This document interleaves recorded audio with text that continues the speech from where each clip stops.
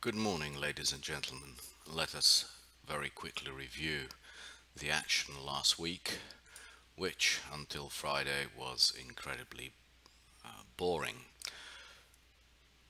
On Friday, we had finally a breakout to the downside in the euro dollars, and now we are very close to discounting the 1% mark in the front month euro dollars. We are at 99.06, so 6 basis points away from the 1% mark. On the dailies, you will see that we are now at the bottom of the Bollinger Bands, and you'll see that we are at the bottom of the Bollinger Bands in all, just about in all parts of the yield curve.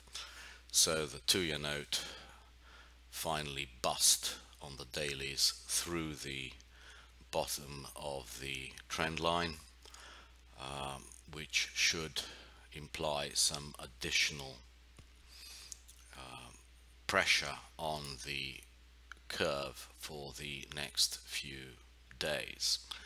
We are very, very close though, and we will see that in all parts of the yield curve, to very good value areas. We shall see that in the yields as well. The yield levels are now looking attractive to us, which means that we cannot be bearish of fixed income at these levels. We think there is very, very good value in 2-year notes at the bottom of the trading range, which has been ongoing for many, many months. So if we see some upward pressure on rates to below the 109 area in the 2-year notes, we shall certainly be looking to buy. We don't see anything new coming out of Jackson Hole. We just see that the Fed is doing the same old thing, implying that any hikes will be slow and gradual. The market is now beginning to discount 2 hikes by, say, January, February, March next year. We think that that is about as much as we can possibly get out of the Fed. Therefore, any further weakness that then this level, which is about 109 in the 2-year note, to us is the beginning of a wider buy range. The same can be seen in 5-year notes, and maybe it can be best seen in the yield. We are now at 124. We have the 200 moving average at 132, and we have this downtrend line just below 130. Can we go and test them? Yes, maybe, but that is only 6-7 basis points away from where we are. We think that that will be a good area to get long of the market and short of yields. We just cannot see where the upward pressure is going to come from without some new data coming into the market. So what we're saying is that we're coming to the top of the trading range. Basically what the 5-year note has done is closed the gap from the Brexit from the Brexit move, and it's basically saying that Brexit has had no effect at all on the United States, which the stock market indicated weeks ago. The much the same is reflected in the 10-year notes. You can see from the shallowness of the move of the 10-year notes compared to the 5-year notes, and we'll see in the 30-year notes, that all that is happening is that the yield curve continues to flatten. With the yield curve continuing to flatten, that is another indication to us that there is no way that we will have runaway inflation. Therefore, there is no reason to be short of bonds and European fixed income at yield levels which approach this value area, which to us is between 170 and 190 in yield in the 10-year notes. Can we get there? You can see the 200-day moving average at the moment is 183, and we are at 163, so that gives us another 20 basis points of upward yield movement. Well, we doubt that we'll do it very quickly. We think the buying pressure is on the fixed income markets is still elevated. We haven't in the 10-year note closed the gap, which is here at 173 on the Brexit move, but over the course of the next couple of weeks we might close it, and that to us is probably as far as this market goes for the time being. The 30-year note is even more bullish.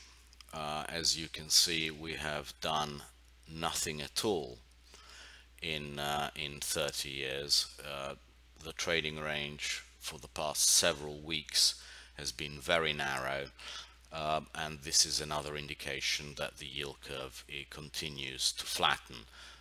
Brexit was here at 256, and we are still let's call it 230, so that's 26 basis points lower, and that is an indication of the lack of alternative that the fixed income market is facing.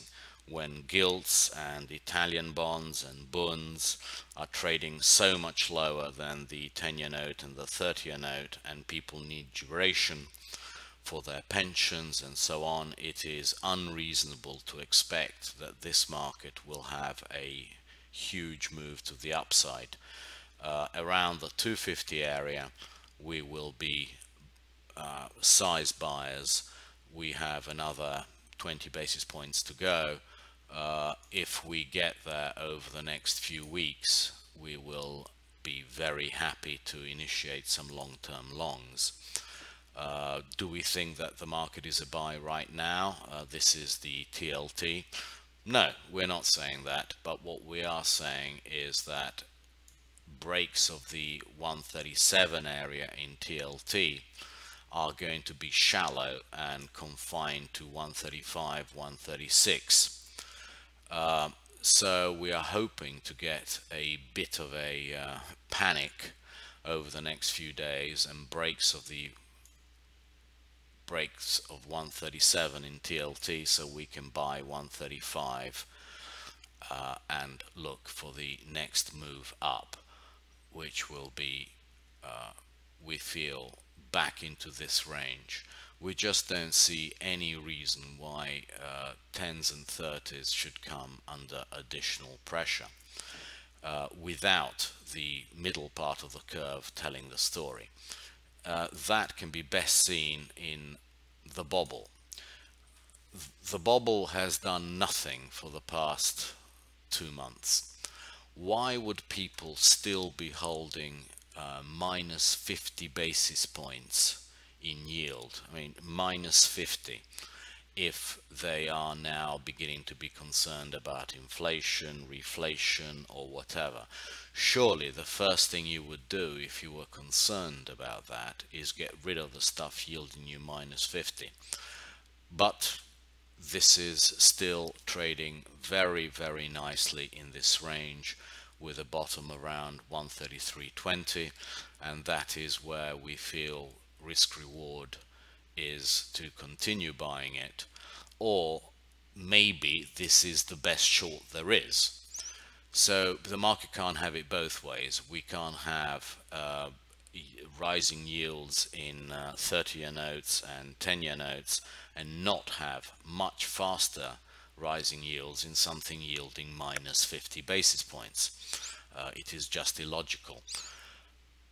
So maybe the best trade is to sell this area, i.e. the 5-year note in Germany, which is yielding -50, and to buy the 10-year note or the 30-year note in the States. And that is probably going to be our next size trade. The bunds, again, on a daily, or even let's have a look on the 300-minute,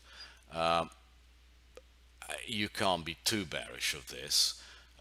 Can it give up the ghost over the next few days and come and trade down at the 165.60 area?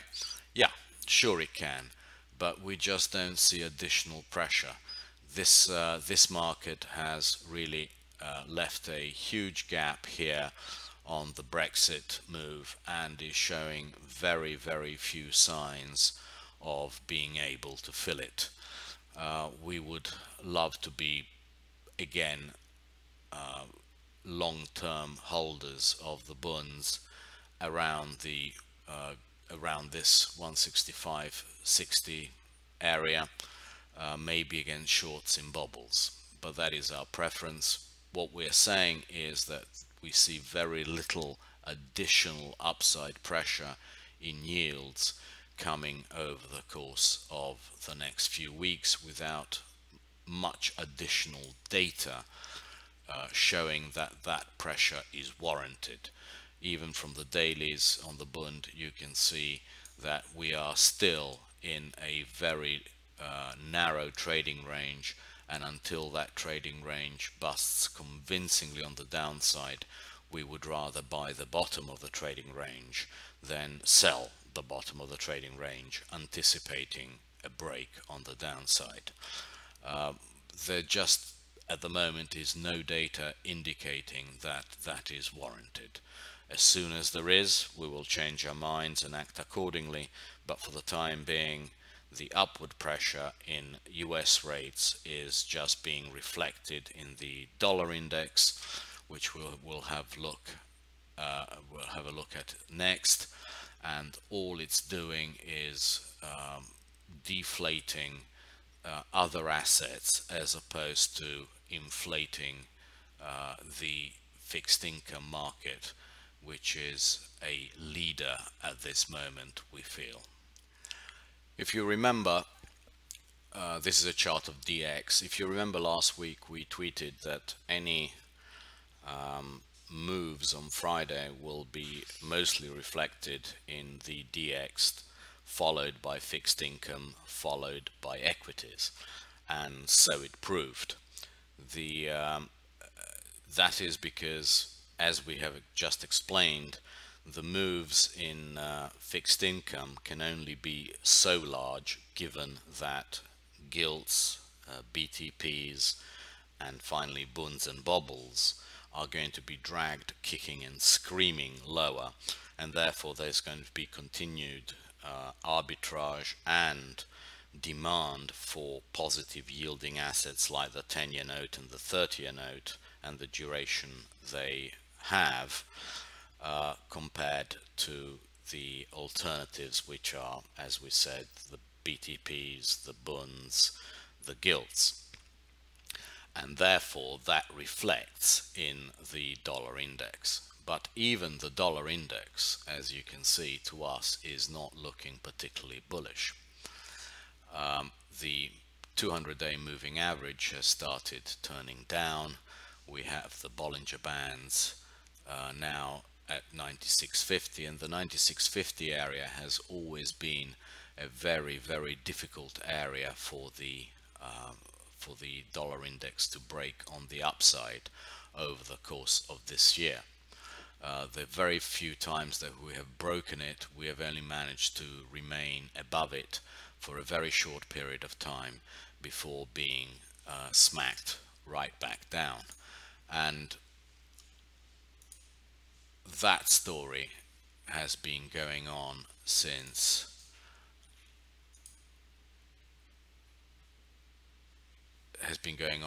all year.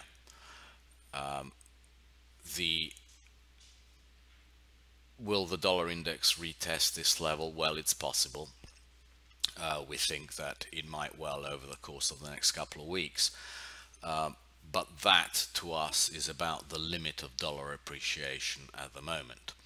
And that is also why we cannot be too bearish on gold or silver or equities, because we feel that the upside in the dollar is fairly well contained, and we only have another 1 to 1.5% of upside before the market gives up and rolls back down.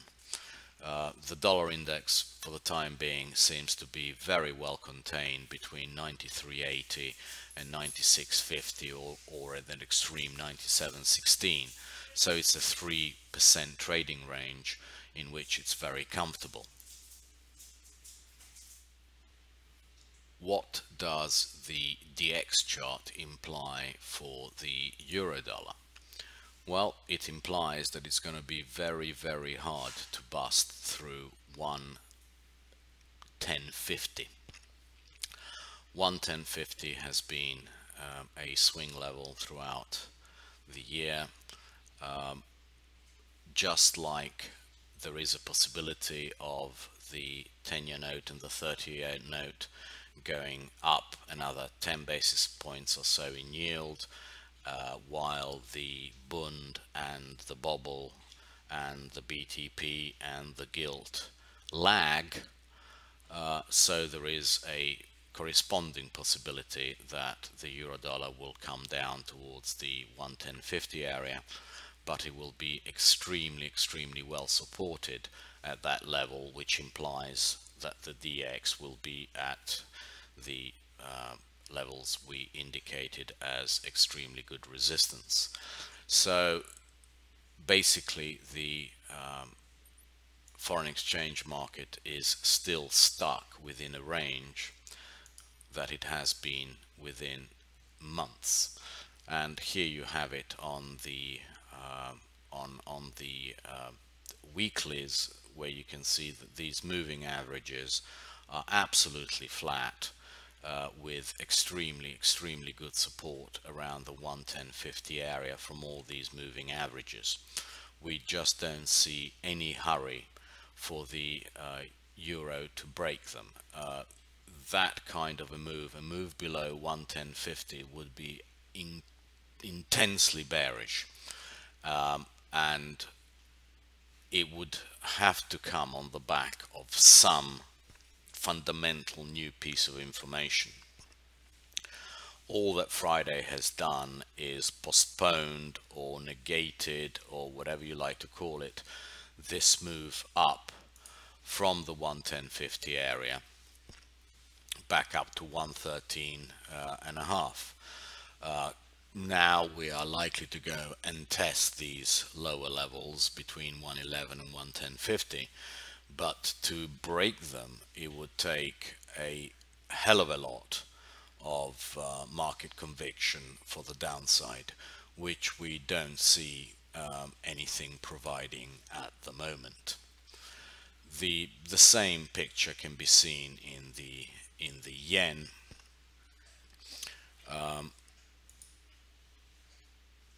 This is actually a chart of the reverse of the IMM yen. We tried to bust through the 100 level. We couldn't, and basically what we've done is now rolled over and gone back towards the 102 area, where there is very good support. Now, can we bust that over the course of the next few weeks for another couple of percent? Yes, sure we can. But we just doubt that these are very fundamental moves that are going to be sustained. We just cannot be bullish long term of a chart like this. It keeps on making lower lows and lower highs. The moving averages have all rolled over and will be in a few days somewhere around the 107, 108, even in the longest term. So we feel that any move back up towards this 105, 107 area is going to be very well sold. And all that does is negate what happened over the course of the past 2 or 3 weeks where we had significant dollar weakness. No more than that. So the market is still stuck in the range that we showed you in DX, and don't get overexcited at the extremes. That is what the market is actually telling you. Much the same can be seen in all the other in all the other markets. Now, our favorite short, which is the New Zealand dollar, having made this key reversal, all we are looking for really is a move back into this value area, which is between 70.50 and 69. That is all that we are looking in terms of weakness. It's still in this channel. There is no reason to expect anything more than that, and that is all that we're looking for, and that is all that we are playing for. We will be covering our shorts between 71 and 70. Hopefully we get it. So we just are not by any stretch of the imagination saying that this is the beginning of a new move higher in DX. It will take a hell of a lot of work for DX to bust this 96.50 area. Can we go and test it again? Yes, but we just don't think it's going to be easy to bust, and it's going to take many days and weeks of consolidation between here and the 96.50 before we are in a technical position to break higher or indeed lower. So that is how we actually view the gold chart as well. Gold basically is still much like the Bund, trading in the same range that it traded post Brexit. 1310 is the line in the sand, and the upside is 1360, 1370. It's still stuck in that range. If now DX starts moving back up towards 96.50, we would hope that we would have the ability to break 1310, but we are buyers around the 1280 area, simply because we think that no sustained move can be can take place in DX, and therefore we are just not that bearish. We're talking about 2.5% in terms of everything that we look at, whether it be gold or whether it be silver or whether it be DX or whether it be the euro or whether it be the New Zealand dollar. What we're saying is that we are still in these summer markets where the ranges are contained to 3-4% moves.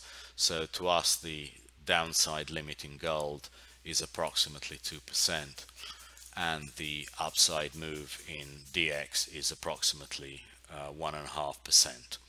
So that is our trading, those are our trading ranges and what we expect over the course of the next several weeks to happen.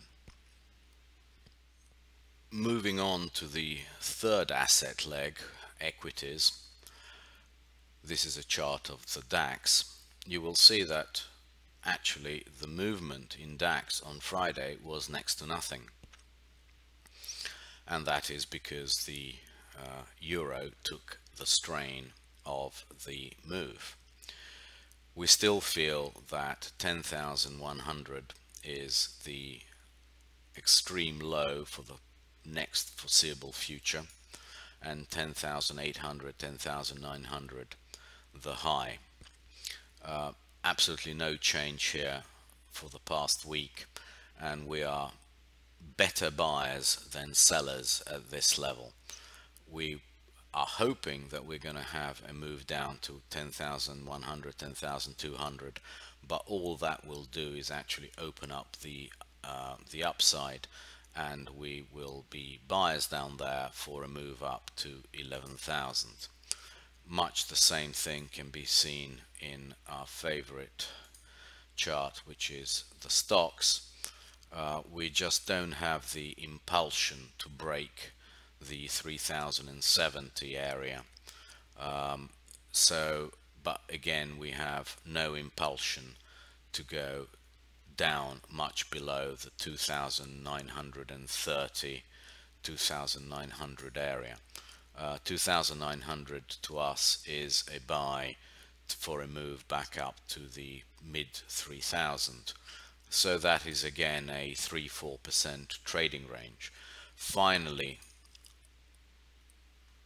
on a daily, you can see how we have been stuck in this area for what feels like an eternity. We can't bust it on the upside, and we have absolutely no impulsion to the downside.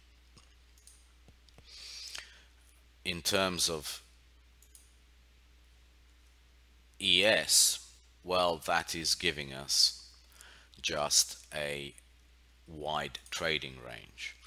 We tried actually to buy the market again on Friday below the Bollinger Bands, didn't succeed.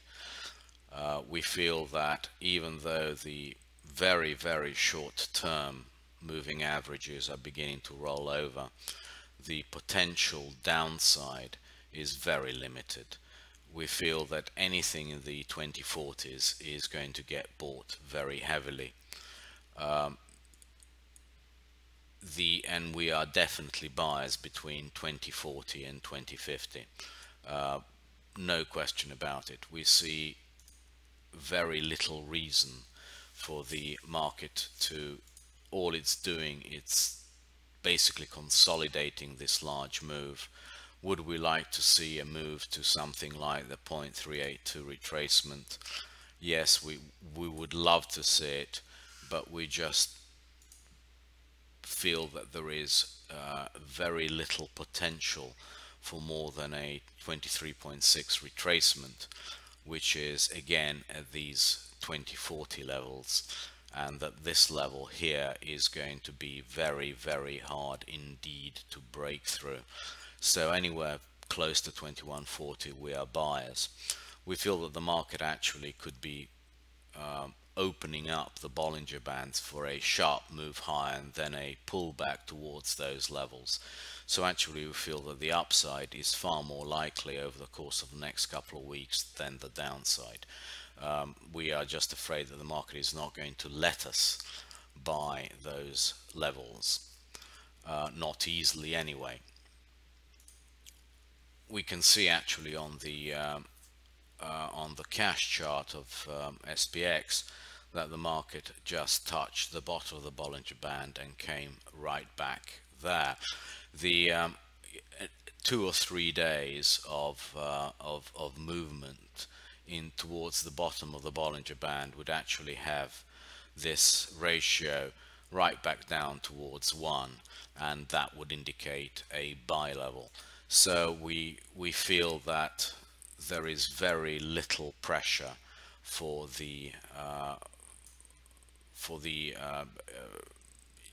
US markets to close lower or break lower below this 2160 area. We are hoping that they break down towards the 2145 area to rebuy them in size, but we doubt that that is going to happen very much. The VXX is actually triggering a bit of a negative divergence, but we still feel that a move to the top of the Bollinger Bands, which is around the 40 area, is going to get sold in size. Let's have a look. This is the action on Friday, which basically was much, not a lot. We closed right back inside the range. But if we can break into the 2140s, all that will do is take us to the top of the Bollinger Bands, from where we feel that the market will make new lows, and therefore that confirms our view that 2140 is for the time being the absolute low in ES without some brand new fundamental data. Everything else confirms those views. The larger 5000 Wilshire 5000 index is also now just saying that we are in a large consolidation range with just under 22,800 at the top, and this area here around 22,300 at the bottom. But again, we are much better buyers of the lows than we are sellers of the highs.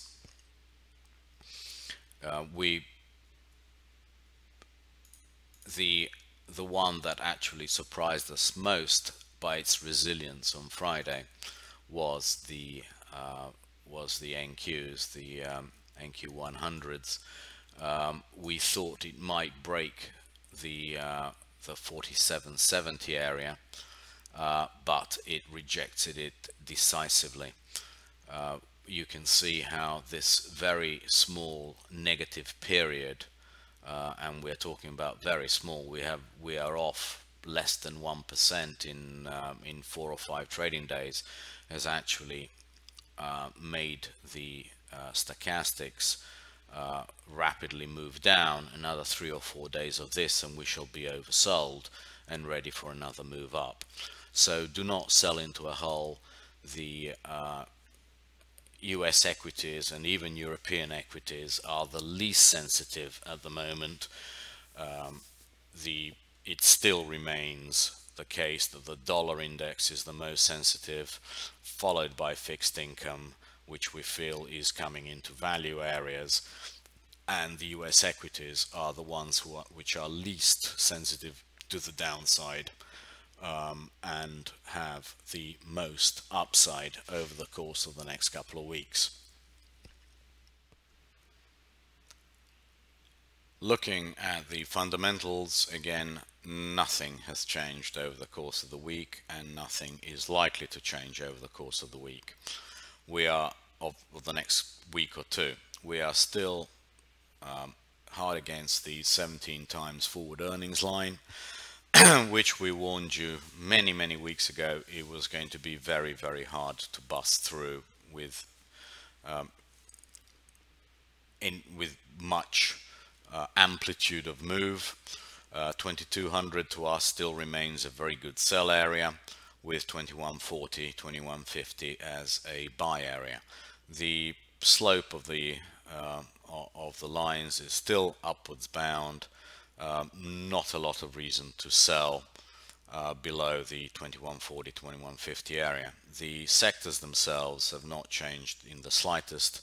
The consumer discretionary is still has more upside than the consumer staples, we feel, but that move has very largely already happened. The energy is still one for us to be avoided, because it will take many months of false starts before this chart makes any fundamental sense. Only people who have very long time frames and a huge tolerance for risk should be long of the energy stocks.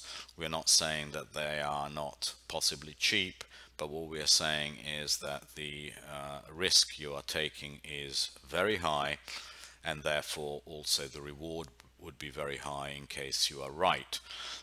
Just not the sort of thing that we ourselves would like to have in our portfolio. We are underweight. We have some. We are underweight simply because we feel that even at an underweight level, the reward on our risk was going to be high enough to justify being underweight. So we don't have too much exposure there. Financials, we are increasing our exposure because we feel that these lines could very easily turn up, but we're not looking for huge moves. We're looking just for a retest of the top of this line around the 340 level. So we're looking for 4-5%, and that is on the back of slightly higher rates in the States. So there is the distinct possibility that the financials outperform the index itself. The healthcare index, having taken its bath because of whatever Hillary Clinton said, is actually now becoming, coming back into very, very attractive valuations. If we can get, a move of another 3 or 4% down towards 800, that would be a wonderful addition to make to the sector overweight. Industrials, we feel, are more than fairly valued. There can be very, very little upside in industrials, and we have continued our underweight to add to our underweight position in industrials. We just don't see very much upside in those for the foreseeable future. The technology index, on the other hand, is a star. It just refuses to give up more than 1/4%, 0.5% from its highs.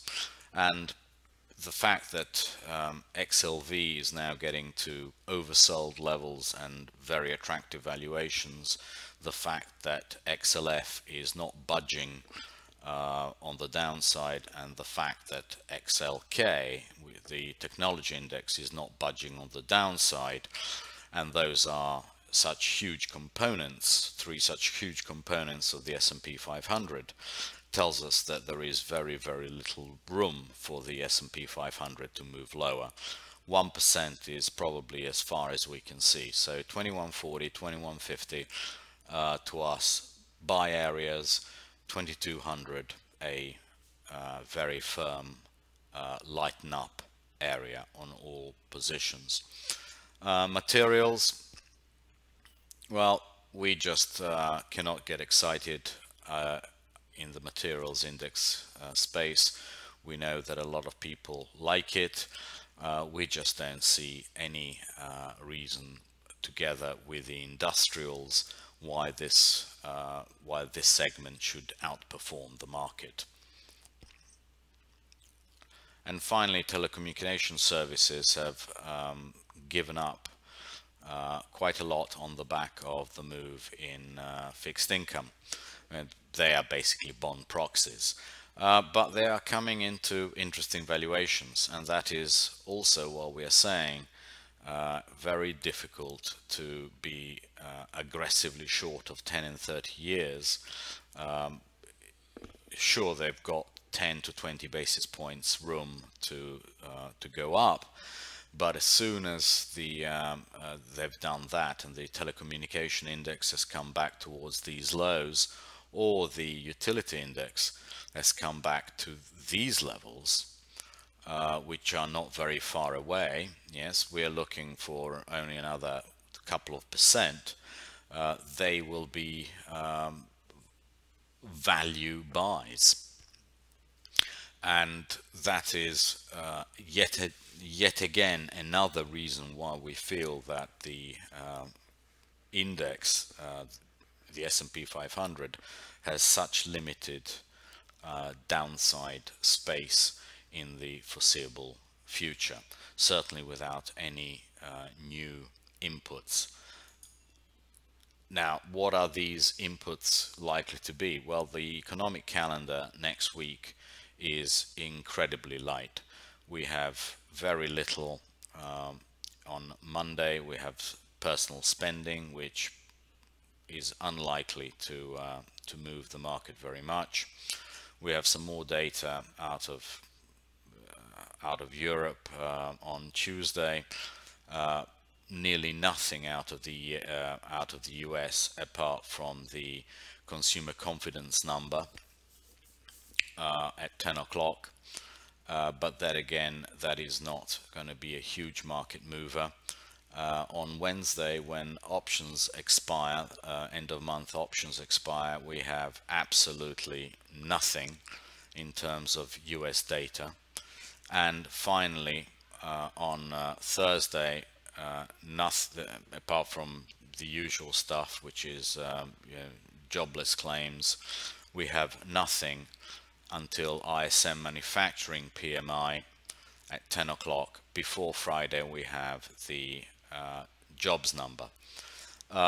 This probably is going to be the least important jobs number. I know most people think it's going to be the most important jobs number, but we think it's going to be the least important jobs number, because even if it shows continued strength, well, so what? The market has already discounted 1.5 rate moves by the Fed. Can it discount 2? Well, maybe, but it's far more likely to give up the discounting if the number is on the low side than it is to discount 3 rate hikes. So as you can see, we are beginning to say that the balance of risk reward on a value basis is shifting towards being long of spikes higher in fixed income, long of spikes lower in the equities, simply because the market has already moved and discounted so much that we feel that the balance of the move is going to be so small, even on any data which is strong, that we just don't see how it can impact it too much at this stage. So finally, to introduce a new feature to the videos, we've actually written down our biases for next week and the markets that we think are going to be the most interesting to trade should these things happen.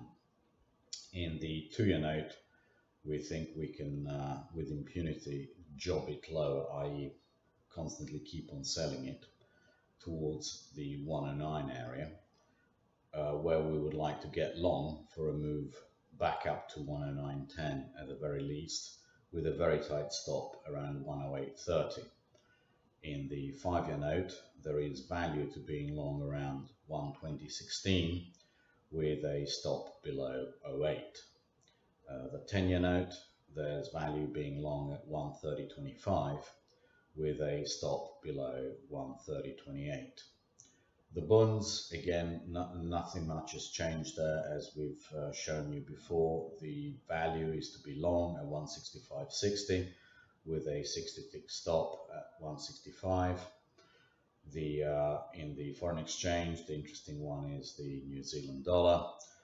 Sell anywhere around 70.80 with a 40 to 50 tick stop for a target around the 71 to 70 area. The DAX, we feel, has very good long value around 10,200 with a stop below 10,000, and the ES, as we explained, we're buyers between 2140 and 2150 with a stop below 2130 for a move back up to 2200. Although if we only get the move above 2200, we're perfectly happy to short that and wait for a move back of at least a couple of percent. Gold, we would like to buy the stops that are invariably going to be in place below 1300 and hopefully will drive the market to at least 1290. So we're hoping to buy that kind of a level with a stop around 1270. The target back up for gold, we don't know. It's going to be tied to the DX. We're quite flexible on that, but certainly we feel that the first time round that the market drops below 1300 and the stops get taken out, we would like to be a buyer of it around 1290. Right, so now we have a written record of what we would like to do next week, or we think the interesting markets might be. So let's see how that works out. This will be a weekly feature. Hope it's going to be a useful addition for you. Thank you very much indeed, ladies and gentlemen, and we will see each other next week. Thank you.